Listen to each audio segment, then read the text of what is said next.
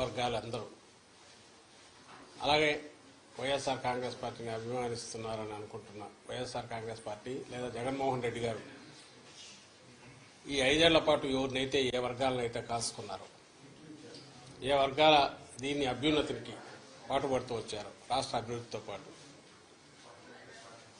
వాళ్ళు ఎంత ఉత్సాహంతో పోలింగ్లో పార్టిసిపేట్ చేశారు. అందులో ముఖ్యంగా మహిళలు పోలింగ్ పర్సెంటేజ్ ఇవన్నీ చూసిన తర్వాత ఎవరి అంచనాలు వాళ్ళు వేసుకోవచ్చు. మాకైతే ఖాయంగా కనపడుతోంది గవర్నమెంట్ వస్తుంది, చాలా బాగా వస్తుంది. మొన్నటికి అంత కూడా జరిగింది, మిగిలిన చోట్ల జరిగిన చోట్ల కూడా పోలింగ్ పర్సెంటేజ్ పెరిగాయి. ఓటింగ్ జరిగే శాతాన్ని బట్టి చూసి యాంటీ ఇన్కంబెన్సీ అనుకుందామంటే మీరు గమనించిన జగన్మోహన్ రెడ్డి గారి మీద అంత వ్యతిరేకత పెంచుకుని ఈ వర్గాలు ఏ వర్గాల కోసం అయితే నిలబడినాడు వాళ్ళు రావడానికి అంత ఇది రీజన్ కనపడతా లేదు. వీళ్ళందరూ చంద్రబాబు నాయుడు కానీ ఆయన పార్టీ కానీ పెట్టిన సూపర్ 6 అనే ఇది కానీ లేదా ఆయన అర్జెంటుగా తెచ్చుకోవాలని వాళ్ళ కోరికుందా అని చూద్దామంటే అంతా అటువైపు కనపడలేదు. ఎందుకంటే చంద్రబాబు నాయుడికే తన అజెండా మీద నమ్మకం లేదు. ఆయన సూపర్ 6 గురించి కూడా ప్రచారం చేసుకోవాలి.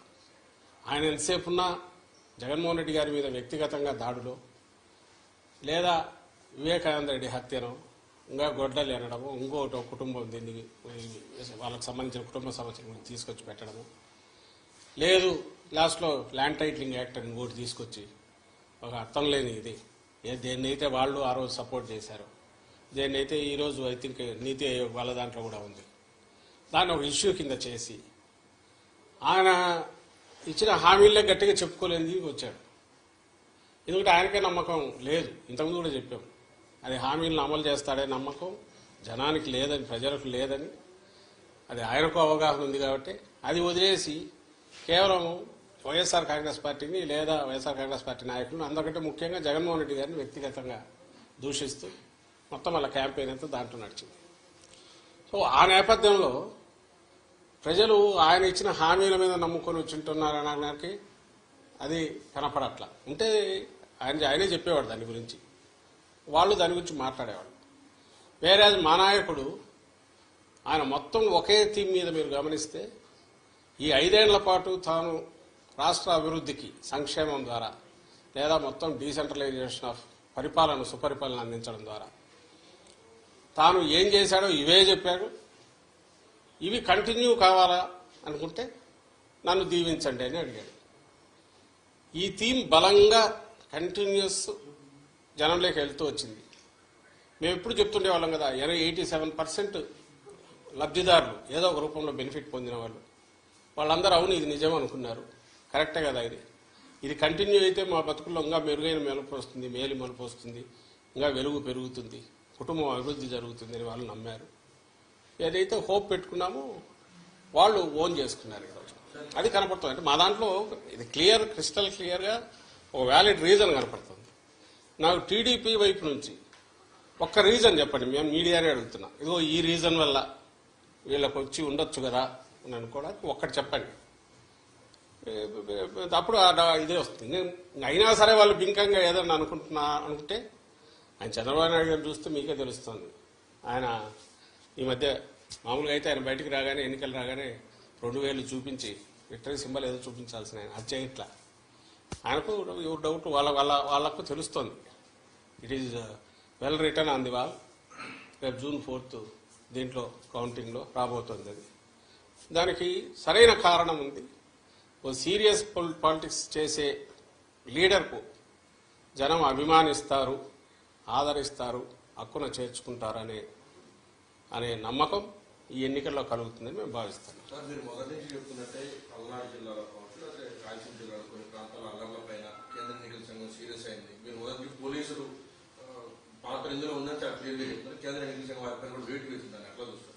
సార్ దానికంటే ఇప్పుడు పురంధేశ్వరి గారు కూడా కొంతమంది అధికారులు మార్చమన్నారు. ఎక్కడైతే అధికారులు మార్చిన దగ్గర ఇటువంటి ఘటనలన్నీ కూడా దాన్ని ఎలా చూస్తారు? ఇప్పుడు మీరే గమనిస్తే ఈరోజు చూశాను, నాకు ఈనాడు బ్యానర్ హెడ్ ఐ థింక్ సరిగ్గా లాస్ట్ మంత్ ఎప్పుడైతే వీళ్ళందరినీ బదిలీ చేసినప్పుడు లేదా వాళ్ళ మీద యాక్షన్ తీసుకోవాలని చేసి బదిలీ చేసి మార్చినప్పుడు ఎస్పీలు కానీ కలెక్టర్లను కానీ ఈడ్చి పారేసిన ఈసీ అని ఒక పెద్ద బ్యానర్ హెడ్డింగ్ పెట్టి వేశారు. ఆ రోజు నుంచి చెప్తున్నాం, ఈ పురంధేశ్వరం ఇంకోరు మాకు ఇదిగో ఈ కంప్లైంట్లు ఉన్నాయని అపోజిషన్ రాయడంలో తప్పేం లేదు. కానీ ఎవరిని పెట్టాలని కూడా వాళ్ళే సజెస్ట్ చేశారు. ఎప్పుడైతే కూటమి ఫామ్ అయిందో అప్పుడే చంద్రబాబు నాయుడు గారికి ఫ్రీ హ్యాండ్ ఇచ్చినారేమో అని అనిపిస్తుంది పైన నుంచి. ఆ మేరకు కొంచెం ఒత్తిళ్లు పనిచేసాయనడానికి బలమైన ఇది ఆ రోజు హడావుడిగా అంతమందిని మార్చినప్పుడు చెప్తున్నాం పట్టులేని వాళ్ళు వస్తే కష్టమని. ఆఖరకు పోలింగ్ తర్వాత జరిగిన హింస చూస్తే అది ఎంత కరెక్ట్ అనేది అర్థమవుతుంది. ఈరోజు మళ్ళీ వాళ్ళు అదే పెడుతున్నారు.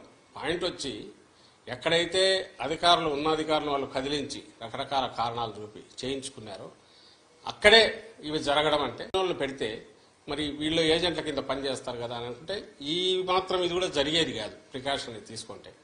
కానీ అట్లీస్ట్ ఇప్పటికైనా మేలు. ఇప్పుడు రియలైజ్ కావాల్సింది కానీ ప్రజలు కూడా గమనించాల్సింది ఏంటంటే ఆ రోజు అధికారులు తప్పించి ఎవరైతే తెచ్చుకున్నారో వీళ్ళుండగా జరగడం అంటే అది ఈసీ ఫెయిల్యూర్ ప్లస్ టీడీపీ కుట్రపూరితంగా చేసింది అని రెండైతే అవగాహన అర్థమవుతుంది కదా.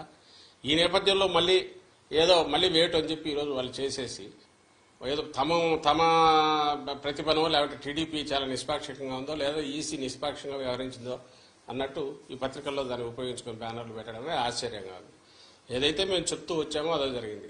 వైఎస్ఆర్ కాంగ్రెస్ పార్టీ మళ్లీ చెప్తున్నాం, జగన్మోహన్ రెడ్డి గారు కానీ మా పార్టీ కానీ ఎట్టి పరిస్థితుల్లోనూ మమేకమై ప్రజల ఆకాంక్షలకు తగినట్టు ప్రజలకు దీనికి తగినట్టు చేసి తద్వారా బ్లెస్సింగ్స్ తీసుకొని మళ్ళీ పాలనలో కొనసాగాలనుకుంటామే తప్ప ఇట్లా అడ్డగోలుగా వ్యవస్థల్లో దూరో ఎవరినో ఎస్పీలను పెట్టుకునో 3 కలెక్టర్లను పెట్టుకునో దాని ద్వారా ఎన్నికలు మేనేజ్ చేసి రిజల్ట్స్ ఏవో వస్తాయి అనుకోను ఇప్పటికి కూడా రాస్తున్నాడు ఆయన.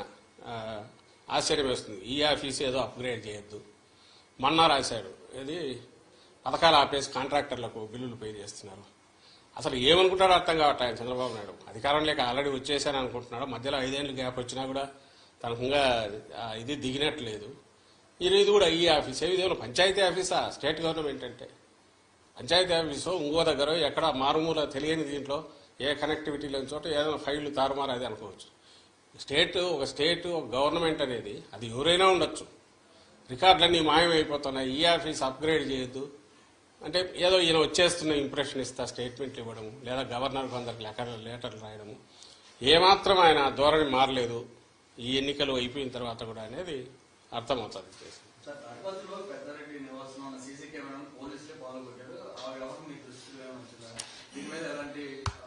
అది అన్యాయమైన ఇది. సీసీ కెమెరాలు అనేవి అది వీళ్ళు చేసిన పనే. వాళ్ళకి కావాల్సిన వాళ్ళని వీళ్ళని తీసుకొచ్చో అక్కడ పెట్టుకొని దౌర్జన్యానికి దిగి హింసాకాండ క్రియేట్ చేసి భయోత్పాతం క్రియేట్ చేయడము, దాంట్లో నుంచి ఏదైనా లాభం పొందాలని చూడడం ఏదైతే ముందు నుంచి టీడీపీ నేచర్తో ఇక్కడ కూడా అదే కనపడుతుంది. సీసీ కెమెరాలు ఉండేదే ఎవరైనా నేరం ఏదైనా జరిగితే దాన్ని పట్టుకోవడానికి ఉపయోగపడాల్సినవి. పోలీసులు పోయి దాన్ని పగలగొట్టడం అంటే ఇంకా అంతకంటే ఘోరం ఏమైనా ఉంటుందా? దాని మీద ఈసీకి మళ్ళీ కంప్లైంట్ పెడుతున్నాము, ఇది చేస్తాం. కానీ ఈ మొత్తం ఈ 10-15 ఈ మన ఎన్నికలు అయినప్పటి నుంచి జరుగుతున్నవి చూస్తే మాత్రం టార్గెటెడ్గా తెలుగుదేశం పార్టీ ఈ ఎలక్షన్ కమిషన్లో తనకు మేము చెప్తున్నాము. ప్లస్ అన్నిటికంటే ఇదేంటే ఎవరు మన తెలుగుదేశం పార్టీ కూడా ఆ రోజు సపోర్ట్ చేసింది. అది కూడా మేము తెచ్చి చూపించాము. అయినా సరే దాని మీద అడ్డగోలుగా అది ఇంకా ప్రపంచం బద్దలైపోతుంది, తలకిందులు అవుతోంది, ఆస్తులు ఎవరివి ఎక్కడా ఉండవని అంతవరకు తీసుకెళ్లి వాళ్ళ ఆఖరికి చేసిన డ్రామాలన్నీ నాకు తెలియగలుగుతాను. మళ్ళీ ఈరోజు దాని గురించి మాట్లాడట్లా.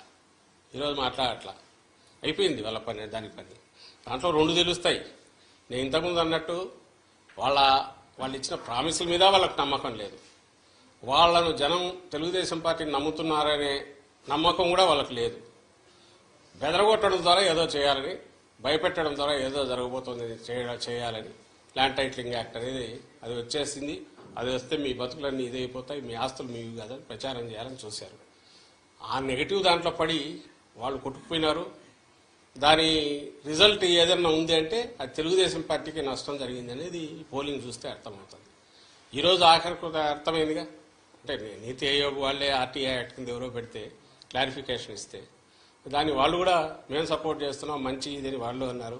ఇది రియాలిటీ వాస్తవం ఏదంటే 5 ఏళ్లు బ్రహ్మాండంగా ప్రజలను రాష్ట్రాన్ని కాసుకోవడము, రాష్ట్ర అభివృద్ధికి కానీ సంక్షేమానికి కానీ కట్టుబడి ఉండడము, ఏది చేసినా ప్లెయిన్గా ఉండడము, దిక్కుమాలిన కుట్రలో కుతంత్రాలో ఇలాంటివి చేయకుండా ఉండడము ఇది జగన్మోహన్ రెడ్డి గారి లక్షణం. చంద్రబాబు నాయుడు ఏమో దానికి పూర్తి రివర్స్.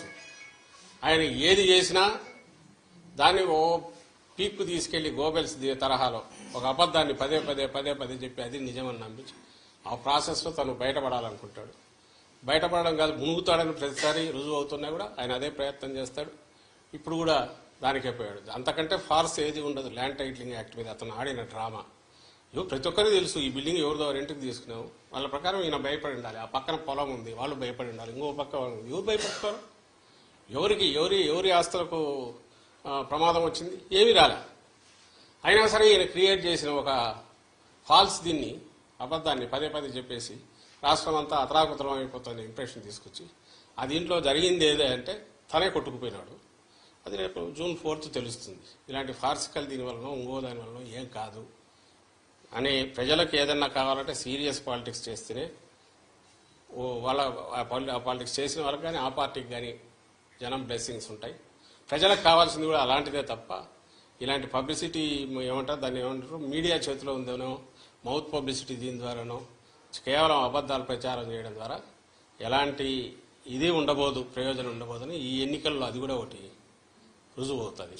రేపు June 4 మీరు ఫలితాలు చూసినప్పుడు తెలుస్తుంది. సార్ ఇప్పటికే సిట్ని నియమించారు, ఇంకా కౌంటింగ్ ప్రక్రియ సజావుగా సాగాలంటే మరికొంత పోలీసులు కూడా బదిలీ చేయాలని కూడా నిన్న కూడినట్లు తెలుసు. మంత్రులు కూడా ఇది గవర్నర్ గారిని కలిసినట్టు ఉంది. ఇప్పుడు ఒకటి సిస్టంలో మేము అనుకుంటున్నది అన్నిటికంటే ముఖ్యంగా పోలీస్ అబ్జర్వర్ తప్పించాలి. ఈసీ తరఫున ఎవరైతే ఉన్నాడో రిటైర్డ్ అధికారి అతనికి ఏ బాధ్యత లేదు, వచ్చి అందరినీ అడ్డంగా కంట్రోల్ చేసే దీపక్ మిశ్రా పేరేదో ఉంది చేయాలని చూస్తున్నాడు. దానివల్ల కొంతమంది అటు లీనింగ్స్ ఉన్న వాళ్ళు లేదా వాళ్ళ కుట్రల్లో పార్ట్ అయిన వాళ్ళు కొంతమంది ఉండొచ్చు అధికార వ్యవస్థలో, కొంతమంది రికార్డులో ఏం రాస్తారో పై నుంచి ఎలక్షన్ కమిషన్ పరిధిలో ఉంది రేపు కౌంటింగ్ అయ్యేంతవరకు కాబట్టి కోడ్ ఉన్నంతవరకు అనే భయంతో కూడా వాళ్ళ దీనికి లొంగి చేయొచ్చు. కాబట్టి అందరు అధికారులను కేవలం ఎలక్షన్ కమిషన్ పరిధిలో ఉంది కాబట్టి అధికార యంత్రాంగం అంతా అట్లా ఉందని మేమైతే అనం. అదేదో చేయదు. ఎందుకంటే చూసాం 5 ఏళ్ళు ఇది ఇటాల్ రౌతు కొద్దీ గుర్రం అన్నట్టు ఎవరు కంట్రోల్ చేస్తున్నారో ఎవరైతే పైన ఉంటారో వాళ్ళ మీద కంట్రోల్ చేసేవాళ్ళు దానికి తగినట్టు బ్యూరోక్రసీ పనిచేస్తుంది. చిన్నవి పొలిటికల్ ఉండేవాళ్ళు కొంతమంది ఉండొచ్చు. అయితే దాన్ని ఆసరా చేసుకుని ఎలక్షన్ కమిషన్ పరిధిలో ఉంది కాబట్టి తెలుగుదేశం పార్టీ కొంతమంది వాళ్ళ ఏజెంట్ లాంటి వాళ్ళను వాళ్ళకి లొంగినంలో పెట్టుకుని కొంతమంది ఈ ప్రాసెస్లో వీళ్లతో గొడవ ఎందుకో ఎలక్షన్ కమిషన్ ఏం రిమార్క్స్ రాస్తుందని భయపడి కొంతమంది అధికారులు దానికి ఇచ్చేసింది. మాకు కావాల్సిందల్లా ఏంటంటే ఒక ఫేజ్ అయిపోయింది. వైఎస్ఆర్సీపీకి సంబంధించినంత వరకు పీస్ఫుల్ ఎలక్షన్స్ పోలింగ్ అండ్ పీస్ఫుల్గా అన్నీ జరిగితే అంటే అడ్వాంటేజ్. ఎందుకంటే మేము స్ట్రైట్ పాలిటిక్స్ ప్లే చేసేవారు, కుట్రలు తెలియదు, ఓపెన్గా ఉంటాం పార్టీ యాజ్ సచ్. ఎందుకంటే లీడర్ అట్లా ఉంటాడు కాబట్టి దాపరికాలు ఉండవు. ఒకటే లైన్ ఏదన్నా ఉంటే అది చెప్తారు, చెప్పిందే చేస్తారు. ఇన్ని ఉన్న వాళ్ళము మేము ఒకరిద్దరు అధికారుల మీద డిపెండ్ అయ్యో లేక అధికారుల వ్యవస్థను లోపరుచుకోనో వ్యవస్థను మేనేజ్ చేయడం ద్వారానో ఏదో చేయాలని అయితే మా పార్టీ ఎప్పుడు అనుకోదు, మా నాయకుడు ఎప్పుడు అనుకోడు. అది అందరికీ ఈ 10-12 ఏళ్లలోనే ప్రజలకు కూడా అందరికీ అవగతమైంది. ఆ దుర్లక్షణం ఉండేది వ్యవస్థలను పాడు చేయడము, మేనేజ్ చేసుకోవడము, మ్యానిపులేట్ చేయడము, తద్వారా పవర్లోకి రావాలనుకోవడం, దాంట్లో బోర్ల పడడం, మళ్ళీ అయినా సరే బుద్ధి రాకపోవడం, అది తెలుగుదేశం పార్టీకి చంద్రబాబు నాయుడు లక్షణం. కాబట్టి మేము అధికారులందరినీ మార్చమనడము ఓటింగ్ కూడా అనం. ఎన్నికల కమిషను బాధ్యతాయుతంగా వ్యవహరించింటే, కమిషన్ అంటే I'm not saying commission per se total, దాని తరపున ఎవరైతే డెప్యూట్ చేశారో వాళ్ళు కొంచెం డిస్క్రిప్షన్ యూజ్ చేసి నిష్పాక్షికంగా కంప్లైంట్లు వస్తే లోతుగా చూసి, అలాగే దానికి ఆల్టర్నేటివ్ ఏదైనా చేసేటప్పుడు అది కూడా లోతుగా చూసి, అంపైర్ అనేవాడు బ్యాలెన్స్ ఎట్టున్నారు అట్లా ఉండగలిగి ఉంటే ఈ పరిణామాలు హింస ఇవి జరిగేవి కాదు.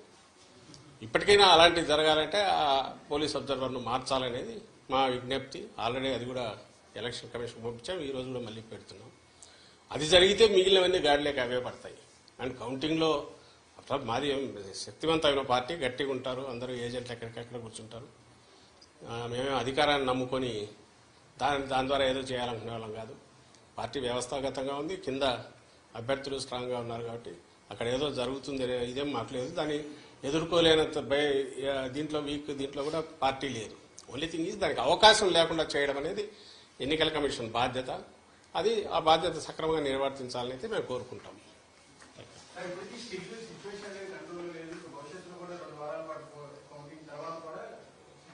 కంట్రోల్ చేయడానికి సెషన్ బాగా సిచ్యువేషన్ కి ఏంటి ప్రధాన కారణం? పోలింగ్ అయిపోయింది, కౌంటింగ్ కూడా అయిపోతుంది. ఎప్పుడైతే ప్లేయర్స్ పక్కన అంపైర్ అనేవాడు కొంత ఒక వర్గం వైపు పోతాడో అప్పుడు ఏదైనా జరిగే అవకాశాలు ఉంటాయి. మధ్యలో ప్రజలు మా కోరిక కూడా అదే, ఈవెన్ ప్లే గ్రౌండ్ క్రియేట్ చేయాలా. మేము లేము అధికారంలో, ఇప్పుడు అధికారంలో లేమంటే టెక్నికల్లీ ఉండొచ్చు కానీ బట్ ప్రాక్టికలీ ఏసీ పరిధిలో పనిచేస్తుంది. కాబట్టి మేము ఫర్వెంట్ రిక్వెస్ట్ అండ్ ఖచ్చితమైన డిమాండ్ ఏంటంటే ఎలక్షన్ కమిషన్ ఆబ్జెక్టివ్గా పనిచేసి ఒక సెక్షన్కు మాత్రమే కొమ్ము వస్తున్నా, ఒక రాజకీయ శక్తి కంటే టీడీపీ ఆ కూటమి కొమ్ము కాస్తున్నా ఎన్నికల కమిషన్ వర్గాలు కానీ అధికారులు కానీ ఎవరు అంటే వాళ్ళను పక్కన పెడితే everything will fall in line, set right అవుతుంది. మా వరకు మేమైతే ఎన్నికల కమిషన్ చేతిలోకి అధికారం పోయిన తర్వాత దాంట్లో వేలు పెట్టాలని కానీ దాని ఏదో అడ్డదారుల్లో వాడుకోవాలని కానీ ఎప్పుడు అనుకోవట్లేదు.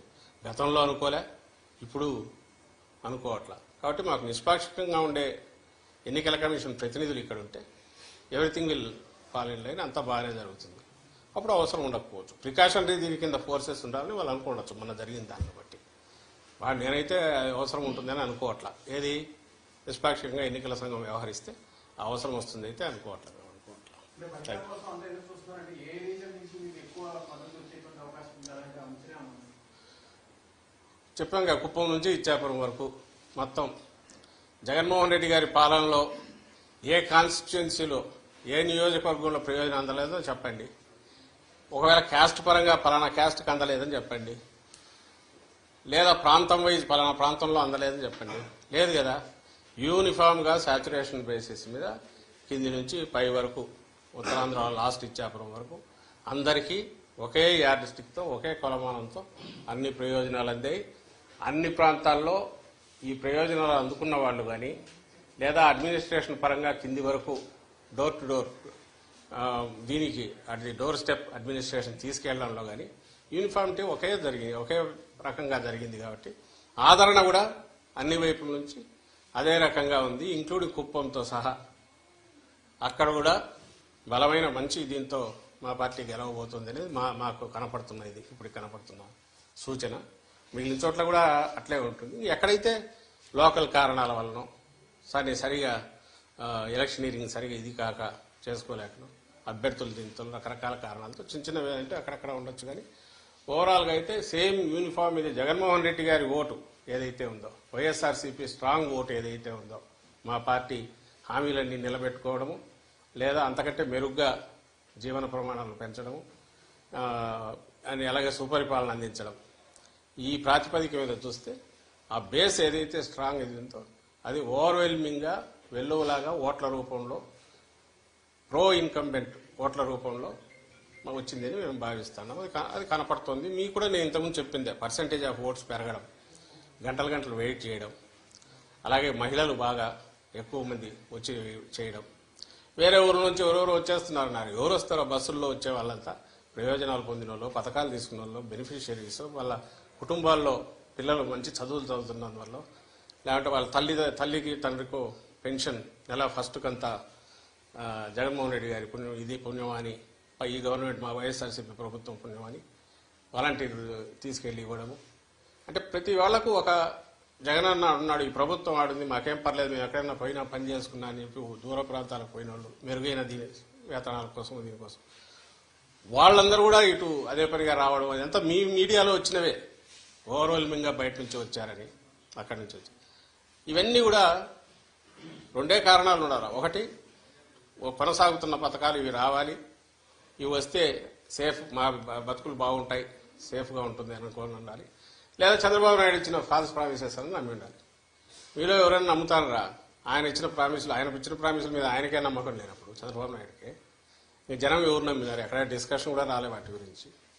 ఆయనే నమ్మలేదనడానికి ఇన్ని రీజన్స్ ఏం చెప్పింది. ఏది అవి వదిలేసి వేరే రకమైన వ్యక్తిత్వ హననము, లేకపోతే ఇండివిజువల్ను జగన్మోహన్ రెడ్డి గారిని టార్గెట్గా పెట్టి రోజు తిట్టడము, లేదా వైఎస్ఆర్సీపీని జనరల్గా తిడుతుండడము, ఇంతే తప్ప ఎక్కడ తాను ఇచ్చిన హామీల గురించి ఆయన కూడా ఆయన కూటమి కానీ పెద్ద ప్రచారం చేసుకోకపోవడం. ఇవన్నీ చూస్తే ఖచ్చితంగా నేను ఇంతకుముందు అన్నది కనిపిస్తుంది. అన్ని ప్రాంతాల్లో అన్ని చోట్ల వస్తేనే మేము ఆశించి లేదా మేము ఎక్స్పెక్ట్ చేస్తున్న విజయం మాకు వస్తుంది. సో అన్ని ప్రాంతాల్లో సమానంగా ఉన్నాయి, బ్రహ్మాండమైన ఆదరణ ఉంది, రిజల్ట్ కూడా అట్లాగే బ్రహ్మాండంగా ఉంటుంది అనేది మా అంచనా.